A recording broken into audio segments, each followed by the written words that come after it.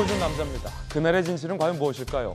문재인 정부에서 대통령 지정 기록물로 소위 봉인해 놓은 군의 감청 자료 등등, 청와대에 보고됐던 자료 등등이 공개되지 않는 한 그날의 진실은 알 수 없을 것 같은데, 민주당의 우상호 비대위원장은 먹고 사는 문제가 급한데 이게 그렇게 중요한 일이냐라고 반문을 해서 정치적으로 논란이 되고 있습니다.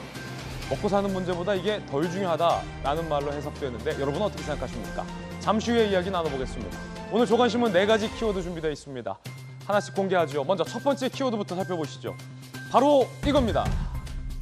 유류세.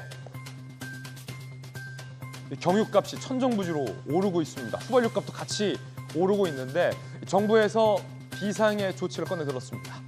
동아일보입니다.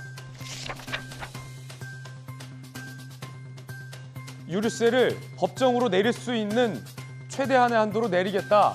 경유 38원, 휘발유 리터당 57원 각각 내리기로 했습니다. 전기, 가스료 인상도 최소화하기로 했습니다.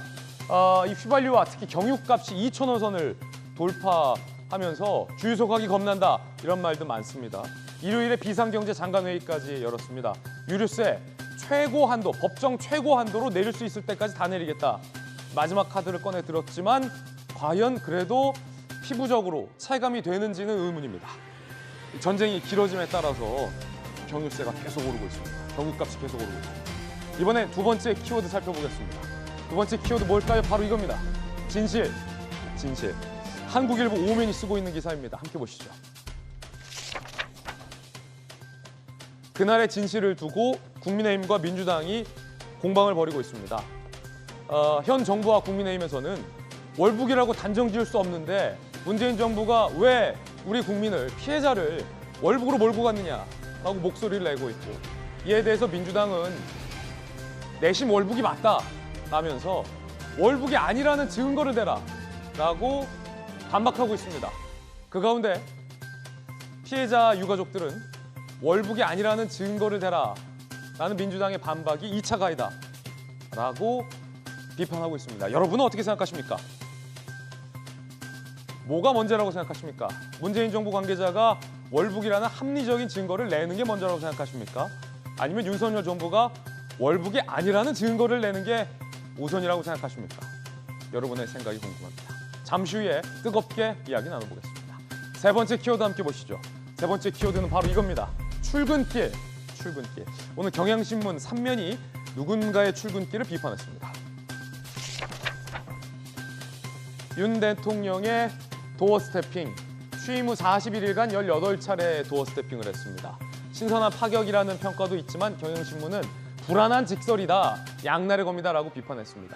야당, 민주당에선 자기 무덤 될 수 있다라고 비판했고요. 트럼프의 트위터 정치라는 비교도 민주당 내부에서 나왔습니다. 자, 하지만 여당에서는 전 정부에서 문재인 대통령이 이렇게 도어 스태핑 한 적 있냐라고 반박하고 있는 상황입니다. 여러분의 생각은 어떠십니까? 이어서 다음 키워드입니다. 네 번째 키워드, 이겁니다. 심의. 조선일보가 오늘 오면에 쓰고 있는 기사인데 심의, 어떤 기사일까요? 이르면 이번 주에 이준석 대표의 성상납 의혹 징계심의에 들어간다. 그런데 징계심의를 앞두고 이준석 대표와 윤리위가 정면 충돌하는 양상을 빚고 있습니다. 윤리위에서 당 사무국이 방해하고 있다라는 식의 입장을 냈어요. 부적절 행위 말라라고 윤리위가 이준석 대표를 염두한 듯 경고를 했다는데 심상치 않습니다. 잠시 후에 이야기 나눠보겠습니다.